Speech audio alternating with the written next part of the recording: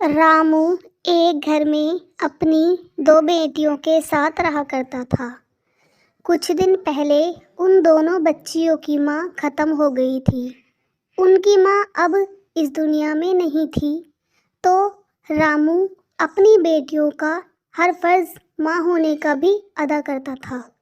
वह अपनी बेटियों से बेहद बेपनाह मोहब्बत करता, उनकी हर ज़रूरत का सामान उन्हें वक्त पर लाकर देता। मतलब वो बाप का भी फ़र्ज़ निभाता और माँ जैसा प्यार भी देता था। लेकिन फिर भी माँ तो माँ ही होती है। रामू तो सुबह को काम पर चला जाता। वो दोनों बच्चियाँ छोटी थी और वो घर पर अकेली रहती। रामू काम तो अपने सामने सारा करवा कर चला जाता, लेकिन फिर भी घर की रखवाली के लिए, काम काज के लिए बड़ा इंसान का होना ज़रूरी होता है। रामू ने सोचा कि क्यों ना दूसरी शादी कर ली जाए। फिर एक दिन वो शादी करके किसी चिड़िया से उसे घर ले आता है। अब वो चिड़िया बेचारी उन बच्चियों से शुरुआत में तो मोहब्बत करती थी। रोजाना की रामू सुबह सुबह अपने काम के लिए निकल जाता। वो बच्चियां और उनकी सौतेली माँ, अब वो तीनों घर पर रहते थे। उनकी सौतेली माँ उनसे कहती है, अरे चलो ये काम करो, बैठी रहती हो, मुफ्त का खाती हो दोनों। अपने बाप के सामने तो बहुत बनकर दिखाती हो, चलो अब झाड़ू लगाओ एक और दूसरी पोंछा लगाओ। और जो तुमसे ये नहीं हुआ ना, फिर देखना तुम्हें खाना भी नहीं दूंगी आज मैं।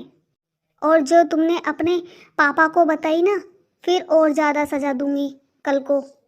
वो दोनों बच्चियां डर जाती हैं और बेचारी काम में लग जाती हैं। दोनों, एक बेचारी किचन में काम में लग जाती है और दूसरी बाहर की साफ सफाई।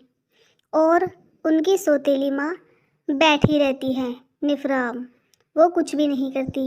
और जैसे ही रामू के आने का वक्त होता, वो उन बच्चियों को तो पढ़ाई के लिए बिठा देती और खुद छोटे मोटे काम में लग जाती थी। ऐसा ही काफ़ी दिनों तक चलता रहा, लेकिन उन बच्चियों ने अपने पापा से कुछ नहीं बताया। वो बहुत डरती थी अंदर से कि अगर हम ये बात पापा को बताएंगे तो हमारी सौतेली माँ हमें और भी ज़्यादा परेशान करेगी, हम पर और ज़्यादा जुल्म करना शुरू कर देगी। वो अंदर से बेचारी काफ़ी डरी हुई थी, इसलिए वो अपने पापा को कुछ भी नहीं बताती।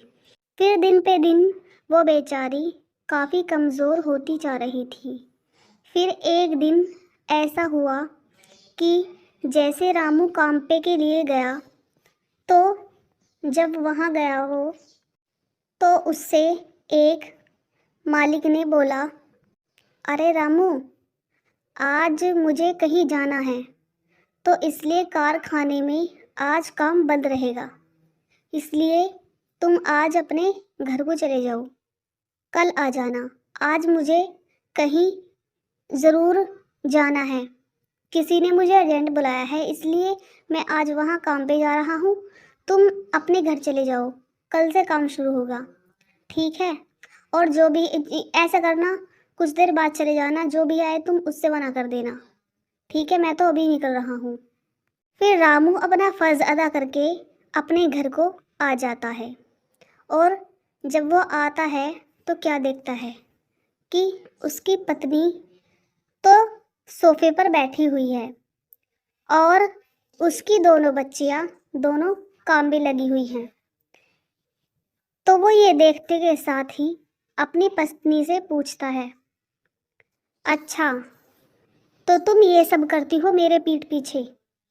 मैं भी तो यही सोच रहा था कि मेरी बेटियां दोनों इतनी कमज़ोर होती क्यों जा रही हैं, लेकिन मैं उनसे पूछता तो वो मुझे कभी बताती ही नहीं।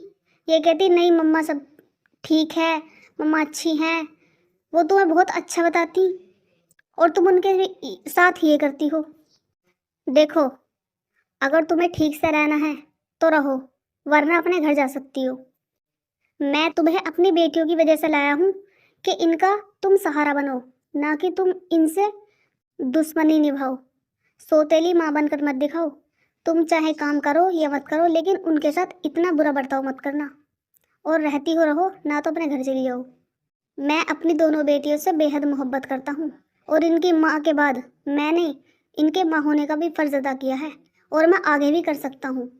और वैसे भी मेरी बेटियाँ अब बड़ी हो चुकी हैं। ऐसा है, आज के बाद तुम ऐसा मत करना, और ना ही मैं देख लूँ। फिर उसकी माँ सौतेली बहुत डर जाती है, और वो अपने पति से वादा करती है कि वो ऐसा आज के बाद नहीं करेगी, दोनों बच्चों को परेशान नहीं करेगी और काम में उनका हाथ बटाएगी।